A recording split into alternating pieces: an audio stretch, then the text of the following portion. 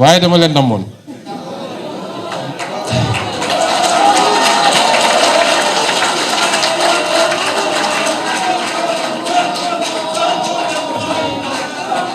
maa leen rawoon ma daanelee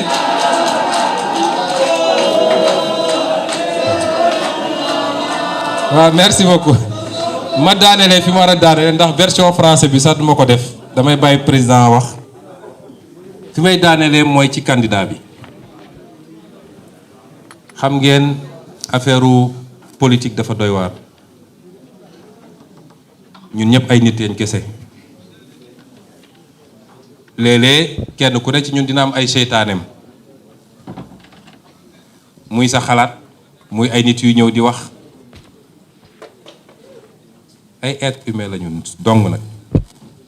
di nga nekk situation yoo xam ne way est-ce que wóor na ma joxe lii nguur kenn du ko dénkaane ndangam li ñi di ñëw di wax ko defee soo wetee ne auzu billahi mina sheytaani rajim parce que bu ko may rek nga gis sa bopp. li ma def man munoon na tombe ci Birame Souleye Diop mi wala ci Abbas Fall mi wala ci Maymouna Dieye wala ci Cheikh Tidiane Dieye wala ci keneen ak keneen. doyen Habib Sy mii dafa ñëw seet si ma la seule fois bu mu jot a ñëw ma seedeel ko ni c'est un homme de mission à son âge c'est un homme de mission. parce que dafa ma seeti ñu waxtaan ma ne ko. bu dee yàlla natt nañu amuñu candidat Pastef mën na doon nga doon candidat bi mais ce sera pour ceci et cela mu ne ma bu soobee yàlla noonu laa koy defee. te boobu ba léegi saa su ma bëggee dara ci moom su ma ko nee léegi moo ma mag foofu mun na nekk sama mbay waaye lu ma ko wax mu defee ko noonu c'est un homme de mission ma seedeel ko fii. noonee laa koy seedelee docteur Cheikh Tidiane Dieye bi nga xam ne candidat la moom it démb rek maa ngi koy seetaan ci temps d'antenne am gannaaw bi ma seetaanee doyen bi ak tagal bi alors te fu mu dem dégg ngeen li mu fay jiital son premier temps d'antenne dafa régler problème mu temps d'antenne u Diomaye Faye mi kon di leen féliciter bu baax ci loolu waaye di wax ni mënoon na tombe ci kenn ku ne. Aïda Mbodj mii mënoon na nekk candidate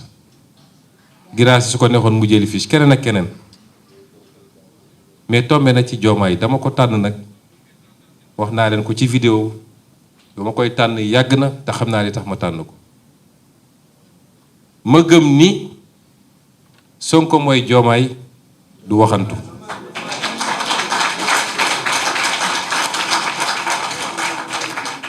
du waxantu waaye Diomaye mooy Sonko it du waxantu bi ñu mujjee waxtaan avant dernière fois bi parce que démb it ñoo ne woon ba ndogondoo ci la colonel bi ñëw nañu da ngeen di génn ma ne ko saa yi demal defari sa bagage te nga defar sa sikkim bi nag alors mais bi ñuy mujjee waxtaan dañu toog waxtaan lu yàgg ñuy waxtaan ci yi nga xam ne mi ngi am te nit ñi yaakaar ni mun na andi féewaloo suñu diggante mu wax ma lu am solo mu ne ma président wallahi politique su waroon dox sama diggante ak yow ma arrêté parce que damaa yëkkati doom tuddee la ko te dama bëgg doom boobu ilaa yawmi diin ma la koy jox comme exemple kon suñu politique naroon boole ma bàyyi politique bi dama xam ni dëgg la ci moom. ñaareel bi mooy nit ñaa ngi ne Diomaye comme bëriwul wax ni man nag Diomaye su ñëwee ñii Sonko sax moo tane woon ci ñoom loolu nag tiital na gaaya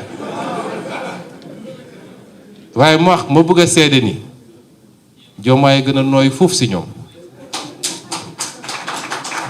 ndax sama reetaan ju bëri ji li mu lekk ci gannaaw ñi ma xam-xam nañ Diomaye dañuy waxtaan benn jour maak moom ak Birame Souleye sama kër boobu affaire yi tar na métti na ma ne ñii billaahi bu ñu jëlee affaire bi Diomaye dama tegal ci suuf président loolu kenn du ko fi def fii amul chasse à la sorcière amul fayantu amul et cetera keroog ma ne leen andi leen ma Diomaye mu ñëw ñu waxtaan 4 heures de temps ma koy gunge ba ci bunt bi ma ne xaaral ma seetluwaat ko ma ne ko Diomaye ñii il faut lii dafa yomb quoi ñii il faut ñu def nii mu ne ma mukk ci àdduna président mukk ci àdduna bu ñu def erreur yi ñu def ñu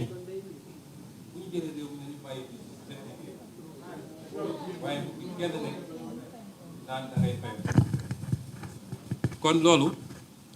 muy lu ma bëgg a yokk ci seede ci sama digganteeg moom waaye di wax askan wi it nii tànnuma ci hasard ndax dafa di sama rakk di sama xarit ñu ànd lu yàgg ma xam li ma xam ci moom nee naa ko Diomaye nit ñaa ngi ñëw di wax rek limité visite mu ne ma président man dama am kersa ci nit du ñëw di wax ma ne ko di ma la déglu waaye ku mën a dugg sama nopp bi ba wëlbati sama xel gisaguma ko loolu ci mbindam la bi may daanelee nag gannaaw bu ma dénkaatee sénégalais yi Diomaye jëmmam amul solo sama bos amul solo donte dañ naan élection présidentielle la waaye projet la ñu wax ak sénégalais yi am na ay aspects ci suñu programme boo xam ne nit ñaa ngi ci bëgg a profité wax ji bëri moom dina ci leeral waaye dinaa jox doog a daaneel ba ca njëkk mooy nee naa ko président Diomaye mbirum vice président heureusement bi ñu nee sax lu ñu war a fal la donc du pour élection bi dugal nañ ko ci xalaat bi di ko xalaat waaye ñaari choix la ñu am boo gisee xalaat yooyu am mooy hyper présidentialisme bi am ba pare lépp nekk ci loxo benn nit moo tax ki jiite réew mi fi mu ne nii sonn na bu sonn yam ñu ne kon ci biir pouvoir exécutif bi ci boppam war nañu mën a rééquilibrer les pouvoirs les attributions te loolu mun nañ ko am sans poste premier ministre sans poste vice président ndax boo jëlee réew mu mel ni France ba 2007 modèle bi la ñu amoon à partir de 2007 lañu def seen réforme ne c'est le gouvernement qui détermine et conduit la politique de la nation alors que ñu dañu resté ci c'est le gouvernement qui coordonne et exécute moo tax soo déggee ay réformes coow yu bëri foofu premier ministre bi mooy dem au charbon su paree bu yóbbu mu takk bagaasam kon ñaar mun na am soit ñu am poste vice président mais sans beaucoup de pouvoir parce que doo boore ñaar ñoo fal jox leen ñu yem ay pouvoir bis bu ñu déggoowul njaaxum am moo tax États-Unis vice président bi daanaka il est là pour la suppléance au cas où et selon la nature de ses relations avec le président mun na ko yokkal wala mu wàññil ko mais koo xam ne dafa am légitimité électorale mu tolloog président bi nga tolloo leen pouvoir mun na am problème wala nga am un premier ministre qui sera nommé mais ñu wàññi ci pouvoir président jox ko moom pour rééquilibrer au sein de l'exécutif bu boobaa bu contentieux amee président bi arbitré choix yooyu la ñuy def gëm naa ni nag ci mandat bi probablement président Diomaye di mooy décider mais peut-être schéma boobu moo gën a plausible ñaareel ba bëgg a daanelee mooy mbirum koppar question franc CFA ce que je veux dire sur la question du franc CFA parce que c'est souvent une question qui interpelle beaucoup plus les élites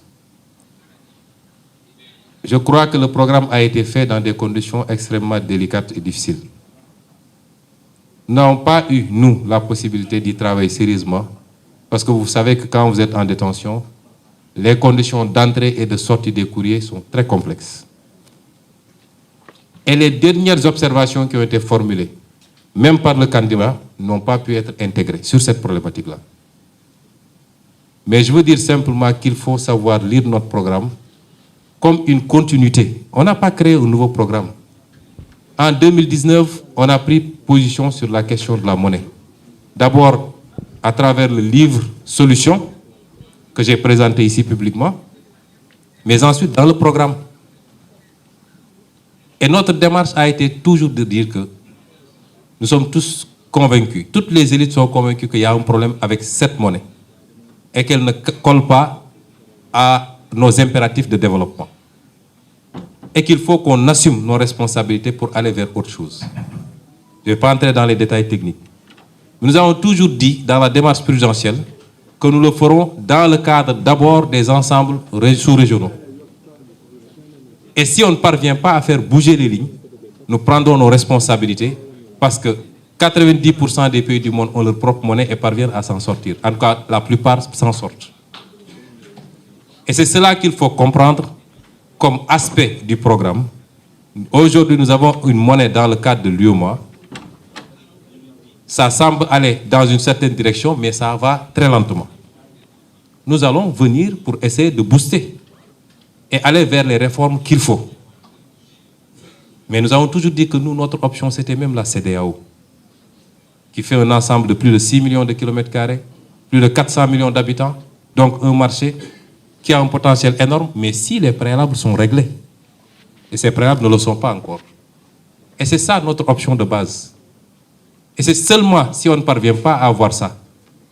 que nous considérons pouvoir aller avec notre propre monnaie. Donc, vous savez bien qu'un détenu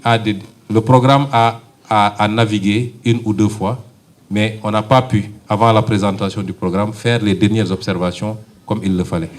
Et donc, il faut lire ce programme comme une continuité. Quand je demandais à l'équipe de démarrer le programme, je leur ai dit, travaillez sur la base l'ossature de 2019 et essayez de voir s'il y a des actualisations à faire.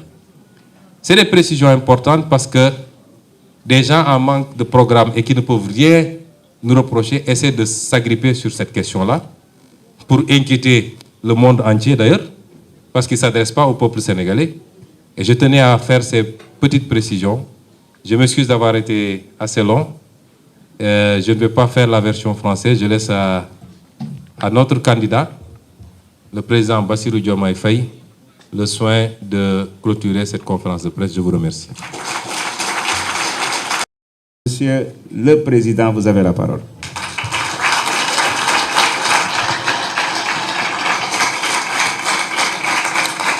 Merci beaucoup, El Hadj Malick.